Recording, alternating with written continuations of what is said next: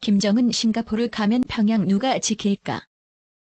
세계의 단판이 될 북미 정상회담 개최 윤곽이 점점 잡혀가면서 이에 대한 관심이 높아지고 있다. 북미 정상회담이 이미 알려진 대로 싱가포르에서 개최될 경우 김정은 국무위원장은 집권 이후 가장 먼 거리를 이동하게 된다. 김 위원장은 지난 3월과 5월 중국 베이징과 다롄을 특급 열차와 비행기 편으로 깜짝 방문했지만 싱가포르는 평양에서만 약 5,000km 떨어 진 고도로 이야기가 다르다. 신변 안전 보장을 최우선으로 하는 김 위원장으로서는 장거리 이동이 경호상 부담도 있겠지만 핵심 지도부가 모두 자리를 비우는 동안 내치를 막을 인물을 정하는 것도 중요한 문제가 될 수 있다. 김 위원장이 북미 정상회담에 참석할 경우 마이크 폼페이오 미국 무장관의 카운터 파트너로 활약한 김영철 당중앙위원회 부위원장 겸 통일전선부장과 김 위원장의 여동생인 김여정 당중앙위 제1부 부장의 배석이 가장 먼저 거론된다. 이들은 지난 4월 27일 남북 정상회담 당시에도 회담 테이블에 배석한 바 있다. 또 외교통인 리수용 당중앙위 부위원장, 리영호 외무상과 함께 북미 회담 실무 접촉을 담당했던 최선희 외무성 부상 등이 북미 정상회담에 함께할 가능성이 높은 것으로 관측된다. 아울러 싱가포르에서 조해익인 미국 백악관 부비서실장과 만나 실무 협의를 진행한 김정은 일가 집서 김창선 서기실장도 함께할 가능성이 있다. 반면 북한의 헌법상 국가수반인 김영남 최고인민회의 상임위원장과 박봉주 내각총리, 최룡해 당중앙위원회 부위원장 겸 당조직 지도부장은 자리를 지킬 것으로 전망된다. 특히 김정은 위원장이 평양을 비우는 사이 내부 조직 통제와 실질적 영향력 행사는 최룡해 부위원장이 역할을 맡을 것으로 분석된다.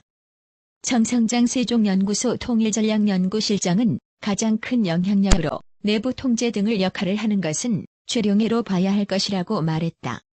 최 부위원장은 지난해 10월 당전원 회의에서 권력 2인자 자리인 당조직 지도부장으로 임명됐다.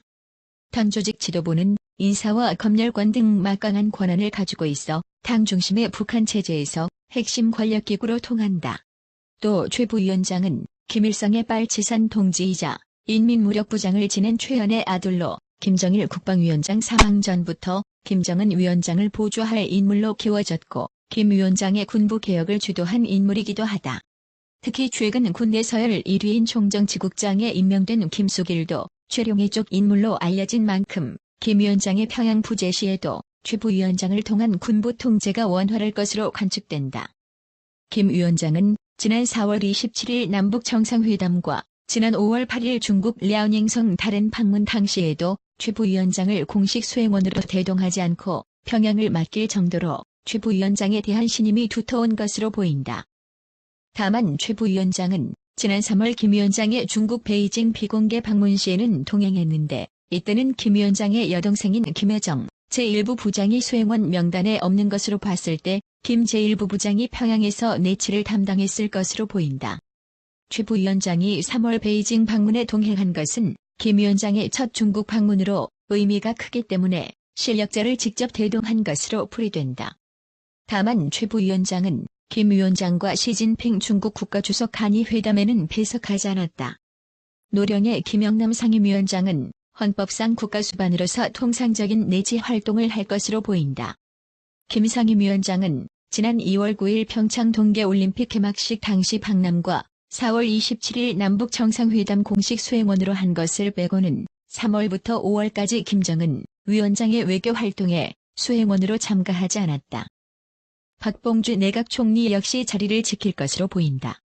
박 총리도 베이징과 다른 방문 당시 수행원 명단에 들지 못했다. 경제통으로 불리는 박 총리는 통상적인 시찰 활동을 하고 경제정책 등을 돌볼 것으로 보인다. 한편 백두혈통이 모두 북미 회담에 참석하는 게 부담으로 작용할 경우 최룡해 부위원장이 동행하고 김여정 제1부 부장이 평양에 남는 경우도 가능할 것으로 보인다.